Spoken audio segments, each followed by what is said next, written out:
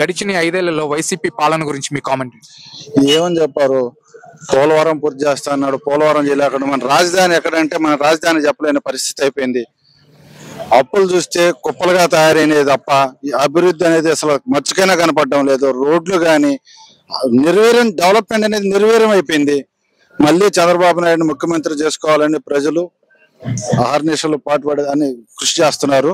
భవిష్యత్తు కోసం, రాష్ట్ర భవిష్యత్తు కోసం మళ్ళీ చంద్రబాబు నాయుడు ముఖ్యమంత్రి చేయాలని ప్రజలు కంకణం కట్టుకుంటారు. సార్, అలాగే సర్వేపల్లి నియోజకవర్గం సంబంధించి సోమిరెడ్డి గారికి గెలిచే వరకు ఎంత వరకు అవకాశం? 100% సోమిరెడ్డి చంద్రమోహన్ రెడ్డి గెలిచే అవకాశాలు ఉన్నాయి. 2014లో 5,000, 2019కి వచ్చేటప్పటికి 13,000. ఈసారి కనీసం 25,000-30,000 మెజార్టీతో సోమిరెడ్డి చంద్రమోహన్ రెడ్డి గెలవబోతున్నారు గారు. ఇది పక్కా. కావాలంటే రాసి పెట్టుకోండి, బాండ్ రాసిస్తాను నేను, అంతే. సార్, అలాగే నెల్లూరు నగరానికి సంబంధించి నెల్లూరు నగరానికి సంబంధించిన నారాయణ గారు 100% ఆయన కూడా 25,000-30,000తో గెలవబోతున్నాడు. శ్రీధర్ రెడ్డి కూడా గెలవబోతున్నాడు, అంతే. థ్యాంక్స్.